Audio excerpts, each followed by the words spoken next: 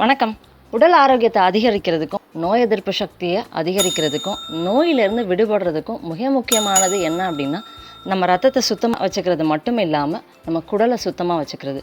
குடல் சுத்தமாக இருந்தால் மட்டும்தான் ரத்தம் சுத்தமாகும். ரத்தம் சுத்தமாக இருந்தால் மட்டும்தான் நம்மளுடைய உள்ளுறுப்புகள் மட்டும் இல்லாமல் உடல் ஆரோக்கியம் மேம்படும். இப்போ எப்படி நம்ம குடலையும் உடலையும் சுத்தமாக வச்சுக்கிறது, எப்படி ஆரோக்கியமாக இருக்கிறது, எப்படி நோய் எதிர்ப்பு சக்தியை அதிகரிக்கிறது அப்படின்றது தான் இந்த வீடியோவில் பார்க்க போகிறோம்.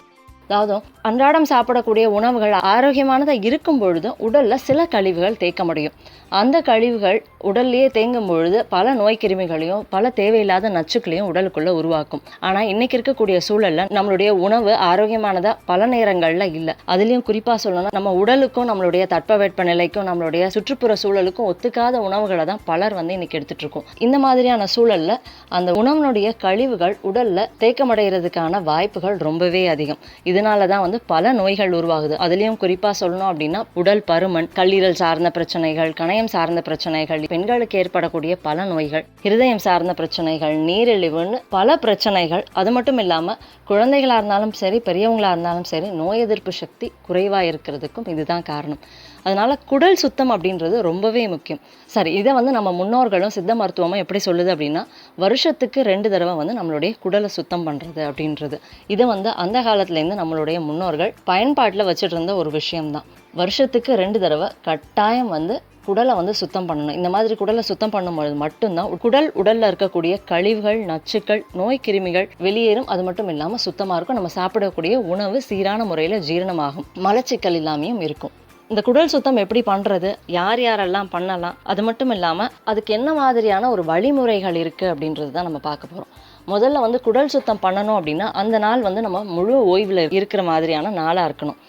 அதுக்கு முதல் நாள் பார்த்தோன்னா எண்ணெய் குளியல் செஞ்சுருக்கணும். எண்ணெய் குளியலை பற்றி நான் இன்னொரு வீடியோ தனியாக போடுறேன், எப்படி எண்ணெய் குளியல் செய்கிறது அப்படின்றது. அதாவது அதுக்கு முதல் நாள் எண்ணெய் குளியல் செஞ்சுட்டு எளிமையாக ஜீரணிக்கக்கூடிய உணவுகளை சாப்பிட்ருக்கணும். இந்த மாதிரி சாப்பிட்டுட்டு இரவு சீக்கிரமாக 9-10 மணிக்குள்ளே தூங்கிடணும். என்னைக்கு நம்ம குடல் சுத்தம் பண்ண போகிறோமோ அதுக்கு முதல் நாள் நம்ம எந்த விதமான பயணங்களையும் எந்த விதமான கடினமான ஒரு வேலையும் செஞ்சுருக்க கூடாது. முதல் நாள் நம்ம எண்ணெய் குளியல் பண்ணியிருக்கோம். அடுத்த நாள் காலையில் நம்ம குடல் சுத்தம் பண்ண போகிறோம். அந்த நாள் காலையில் 4லேருந்து 5 மணிக்குள்ளே எந்திரிச்சிருக்கணும். 6 மணிக்குள்ளே நம்ம குடல் சுத்தம் செய்யறதுக்கான வேலைகளை ஆரம்பிச்சிருக்கணும். அதுக்கப்புறமா என்ன பண்ண போகிறோம் அப்படின்னா, 5:30 மணிக்குள்ளே நல்ல வெதுவெதுப்பாக இருக்கக்கூடிய தண்ணியில் நடுத்தரமான வயது இருக்கிறவங்களுக்கு, ஒரு 30 வயசு 40 வயசு இருக்கிறவங்களுக்கு நல்ல ஒரு குழிக்கரண்டி அளவுக்கு விளக்கெண்ணெய் எடுத்துக்கிட்டு அதை சுட தண்ணியில் கலந்து நம்ம பருகணும். இந்த அளவு மாறுபடும். இப்போ குழந்தைகள் ஒரு 4 வயதுக்கு மேலே இருக்கக்கூடிய குழந்தைகள் எல்லாருமே குடல் சுத்தம் வருஷத்துக்கு 2 தடவை பண்ணலாம். அதனால இப்போ குழந்தைகளுக்கு நம்ம கொடுக்குறோம், ஒரு 4 வயசுக்கு மேலே இருக்கக்கூடிய ஒரு 10-15 வயசுக்குள்ளே இருக்கக்கூடிய குழந்தைகளுக்கு கொடுக்குறோம் அப்படின்னா, அவங்களுக்கு ஒரு 10 ml, அதாவது ஒரு ஸ்பூன் அளவுக்கு இருந்தால் போதும். அதே கொஞ்சம் அடுத்தடுத்து வயது இருக்கிறவங்க, அதே மாதிரி நம்ம உடல்ல எவ்வளவுக்கு கழிவுகள் இருக்கு அப்படின்னு நமக்கு தெரியும். வெளியிலேயே சாப்பிட்றவங்க, நிறைய ஜங்க் ஃபுட் சாப்பிட்றவங்க, அவங்களுக்குலாம் நிறைய கழிவுகள் இருக்கும். ரொம்ப சாதாரணமாக உடல் சுத்தமாயிடாது, அதாவது உடல் கழிஞ்சு வெளியேறாது, அந்த மாதிரி பேதி ஆகாது. அதனால நடுத்தரமாக வயது இருக்கிறவங்களுக்கு நல்ல ஒரு குழிக்கரண்டி அளவு, குறைஞ்சது ஒரு 40 ml ஆகும் தேவைப்படும். வயதுக்கு பொறுத்து அவங்களுடைய உணவு பழக்க வழக்கங்கள், உணவு முறைகள், நோய்களை பொறுத்து இந்த அளவுகள் மாறும்.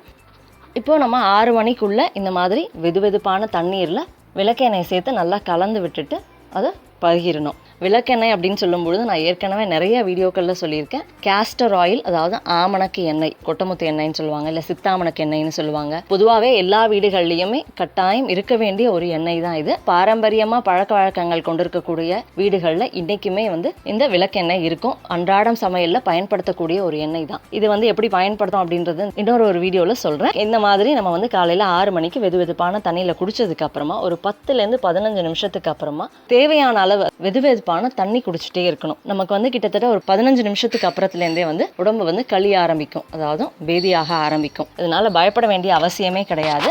சில நேரங்களில் பலருக்கு என்ன ஆகும் அப்படின்னா, குடல் சுத்தமாகும் பொழுது ஒரு மாதிரியான படபடப்பு, அடி வயிறு, இல்லைனா வயிற்றில் லேசான வலி இருக்க மாதிரி இருக்கும், இல்லை குமட்டல், வியர்வை, ஒரு மாதிரி சோர்வு, இது மாதிரியெல்லாம் இருக்கும். ஏன்னா வயிறை சுத்தம் பண்ண ஆரம்பிக்குது இந்த எண்ணெயும் தண்ணியும். அதனால இந்த மாதிரியான சில அறிகுறிகள் தென்படும். அதெல்லாமே ஒரு 2-3 மணி நேரத்தில் சரியாயிடும். இப்போ நம்ம காலையில் 5:30 மணிக்கு இந்த மாதிரி வயிறு சுத்தம் பண்ணுறதுக்கான தண்ணியை குடிக்கிறோம். அதுக்கப்புறம் என்ன ஆகும்னா, ஒரு 1/2 மணி நேரத்துக்கு அப்புறத்துலேருந்து வயிறு கழிய தொடங்கும். அடுத்து என்ன பண்ணலாம் அப்படின்னா, தொடர்ந்து வந்து ஒரு 3-4 மணி நேரத்துக்கு சுட தண்ணி மட்டுமே பருகிட்டே இருக்கணும். அதாவது ஒரு 9 மணி வரைக்கும் சுட தண்ணி மட்டுமே பருகிட்டே இருக்கணும். வேற எந்த விதமான உணவுகளை இந்த நேரத்தில் நம்ம எடுத்துக்க கூடாது. குறைஞ்சது ஒரு 4லேருந்து ஒரு 7-8 தடவை வந்து நமக்கு வயிறு நல்லா கழிஞ்சு பேதி ஆயிடுச்சு அப்படின்னும் பொழுது நமக்கே தெரியும் வயிறு நல்லா சுத்தமாயிடுச்சுன்னு. அப்படி இல்லை இன்னும் ஒரு மாதிரி இருக்குது அப்படின்னும் போது இன்னும் ஒரு 1 மணி நேரத்துக்கு நம்ம வந்து இந்த மாதிரி தண்ணி சாப்பிட்டுட்டே இருக்க வேண்டியதுதான். குறைஞ்சது ஒரு 11 மணி வரைக்கும் இந்த மாதிரி நம்ம சாப்பிடலாம். இந்த நேரத்தில் நம்ம குளிக்கக்கூடாது. இந்த சுகபேதின்னு சொல்லுவோம். இந்த சுகபேதிக்கான விளக்கெண்ணெய் நீர் குடித்ததுக்கு அப்புறமா இந்த 11 மணிக்குள்ளே வயிறு சுத்தமாயிடுச்சு அப்படின்னு தெரிஞ்சதுக்கு அப்புறமா தேவையான அளவு மோர், அதில் கொஞ்சம் கல் உப்பு சேர்த்து குடிக்கணும். இந்த மோர் குடிக்கிறனால அந்த வயிறு கழிச்சல் நின்றும். அதுக்கப்புறம் நம்ம ஒரு 11 மணிக்கு குளிச்சுட்டு அதுக்கப்புறமா அன்னைக்கு என்ன சாப்பிடணும் அப்படின்னு பார்த்தோம்னா, ஒன்று புதுசாக அரைச்ச மாவில் இட்லி சாப்பிடலாம், அப்படி இல்லைன்னா குழைவாக வேக வச்ச சாதம் சாப்பிடலாம். அன்னைக்கு ஒரு நாள் முழுவதும் எந்த விதமான புளிப்பும் காரமும் இல்லாத உணவுகளாக இருக்கணும். அதாவது குழைவாக செஞ்சுருக்கக்கூடிய சாதமாக இருந்தாலும் சரி, இல்லை இட்லியாக இருந்தாலும் சரி, அதுக்கு வந்து நம்ம ரசம் சாப்பிடலாம். அந்த ரசம் எப்படி செஞ்சுருக்கணும் அப்படின்னு பார்த்தோம்னா, எண்ணெயில் தாளிச்சிருக்கக்கூடாது, வரமிளகாய் சேர்த்துருக்கக்கூடாது, எந்த விதமான காரமும் இல்லாமல் மிளகு மட்டும் சேர்த்துக்கலாம். புளி சேர்த்துருக்கக்கூடாது, புளிக்கு பதிலாக தக்காளி சேர்த்துருக்கலாம். இந்த மாதிரி பாரம்பரியமாக எப்படி வந்து ரசம் செய்கிறது அப்படின்றதையும் நான் இன்னொரு வீடியோவில் கொடுக்குறேன்.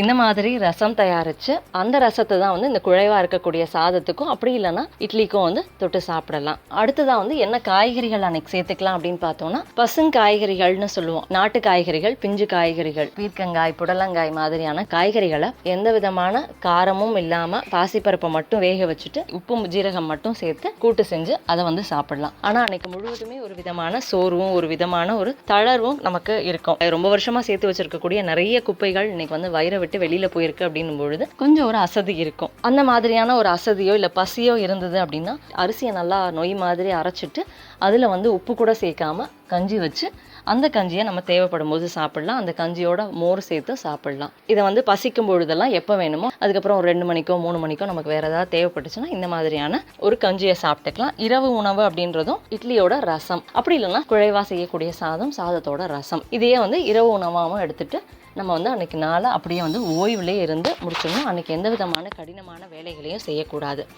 அதுலேயும் வந்து பசி இல்லை அப்படின்னா அப்படியே நம்ம வந்து விட்டுட்டு அடுத்த நாள் காலையில் எப்பயும் போல் நம்மளுடைய உணவு பழக்க வழக்கங்கள், நம்மளுடைய வாழ்வியல் முறைகளில் இருக்கலாம். அதுலேயும் வந்து எவ்வளவுக்கு எவ்வளோ முடியுமோ அவ்வளோவா ஆரோக்கியமான உணவுகளை இந்த மாதிரி வயிறு சுத்தம் பண்ணதுக்கப்புறமா எடுத்துக்கும் பொழுது உடல் ஆரோக்கியம் மேம்படுறது மட்டும் இல்லாமல் நோய் எதிர்ப்பு சக்தி அதிகமாகவே நமக்கு கிடைக்கும். இந்த மாதிரி குடலை சுத்தம் பண்ணதுக்கு அப்புறமா உடல் பருமன் குறையும், உடலில் தேங்கி இருக்கக்கூடிய பல கழிவுகள் சரியாகும். அது மட்டும் இல்லாமல் கல்லீரல் சார்ந்த பிரச்சனைகள், மூட்டு வலி சார்ந்த பிரச்சனைகள், தைராய்டினால வரக்கூடிய பாதிப்புகள், அதனால வரக்கூடிய நிறைய பிரச்சனைகளும் குறையும். ஹார்மோன் சார்ந்த பிரச்சனைகள் குறையும். பல நோய்களுக்கு மருந்தா மட்டும் இல்லாமல் நோய் எதிர்ப்பு சக்தி அதிகமாகணும் அப்படின்னா அதுக்கு ஒரே வழி, நம்ம முதல்ல வயிறை சுத்தம் பண்ணணும். அதாவது வருஷத்துக்கு 2 தடவை இந்த மாதிரி சுத்தம் பண்ணும் பொழுது மட்டும்தான் உடல் ஆரோக்கியமும் குடல் ஆரோக்கியமும் மேம்படும். அது மட்டும் இல்லாமல் நோய் எதிர்ப்பு சக்தியும் அதிகமாகும். சரி, இந்த மாதிரி வயிற்றுப்போக்கு இன்னைக்கு ஒரு நாள் ஃபுல்லும் இருக்கே, அதனால வந்து நீர் பற்றாக்குறை ஏற்படுமா அப்படின்னா கட்டாயம் ஏற்படாது. ஏன்னா நம்ம தண்ணி எண்ணெய் சேர்த்து தான் வந்து நம்ம குடிக்கிறோம், அதனால ஏற்படாது. இப்போ சில பேருக்கு இந்த வெது வெதுப்பாக இருக்கக்கூடிய நீரோட விளக்கெண்ணெய் சேர்த்து குடிக்கும் பொழுது அதனுடைய மனம் பிடிக்கல, இல்லை குமட்டல் மாதிரி வருது அப்படின்னா நம்ம சாப்பிடக்கூடிய கிரீன் டீ, வேற ஏதாவது வெது வெதுப்பாக இருக்கக்கூடிய டீயில் இந்த விளக்கெண்ணெயை கலந்து நம்ம வந்து பருகலாம். அதுவும் வந்து வயிறு கழிச்சலை ஏற்படுத்தும். இந்த சுகபேதி அப்படின்றதுல ரொம்ப எளிமையாக வீட்டில் இருக்கக்கூடிய பொருட்களை வச்சு செய்யக்கூடிய ஒரு முறை தான் இது. இதுலேயும் வந்து பலவிதமான பிரச்சனைகளுக்கு, பலவிதமான பாதிப்புகளுக்கு நிறைய சுகபேதி முறைகள் இருக்குது. அதெல்லாம் அடுத்தடுத்து வரக்கூடிய வீடியோஸில் பார்க்கலாம். இந்த மாதிரி சுகபேதி எடுக்கும் பொழுது புற்றுநோய் செல்களும், அதாவது ஃப்ரீ ரேடிக்கல்ஸ்ன்னு சொல்லுவோம், இந்த புற்றுநோய் செல்களை உருவாக்கக்கூடிய இந்த அயனிகள் உருவாகாமையும் நம்ம உடல் பாதுகாக்கப்படும். புற்றுநோய் மட்டும் இல்லாமல் நரம்பு தளர்ச்சி, பக்கவாதம், மாரடைப்புன்னு பலவிதமான பிரச்சனைகளும் வராமல் தடுக்கிறதுக்கும் நமக்கு இந்த குடல் சுத்தம் உதவி செய்யும்.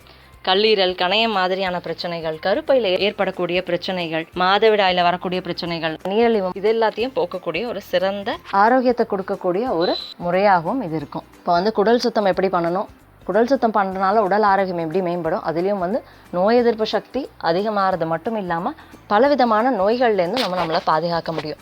ஆரோக்கியத்தை மேம்படுத்துவோம் நம்மளுடைய பாரம்பரியமான முறைகளில். இன்னைக்கு இந்த நவநாகரிக தொழில் வளர்ச்சி அதிகமாக இருக்கக்கூடிய இந்த காலகட்டத்திலையும் அறிவியலுக்கு சவாலாக இருக்கக்கூடிய பல நோய்களுக்கும் பல நோய் கிருமிகளுக்கும் நம்மளுடைய பாரம்பரிய வாழ்வியல் முறை அதை எதிர்த்து போராடுறதுக்கு ஒரு சவாலான முறையாகவும் இருக்கும், பாதுகாப்பானதாகவும் இருக்கும்.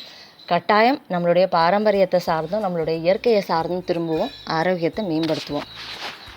இந்த வீடியோ பயனுள்ளதாக இருந்ததுன்னா லைக் பண்ணுங்கள், மற்றவங்களுக்கு ஷேர் பண்ணுங்கள். நம்ம சேனலுக்கு இன்னும் சப்ஸ்கிரைப் பண்ணலாம், சப்ஸ்கிரைப் பண்ணிக்கோங்க. பக்கத்தில் இருக்கக்கூடிய அந்த நோட்டிஃபிகேஷன் பெல் பட்டனை கிளிக் பண்ணிக்கோங்க. என் ஆரோக்கியம், என் குடும்பத்தின் ஆரோக்கியம், என் சமூகத்தின் ஆரோக்கியத்திற்கான பயணம் இது. கைகோர்ப்போம், ஆரோக்கியத்திற்கு விதையாவோம். நன்றி.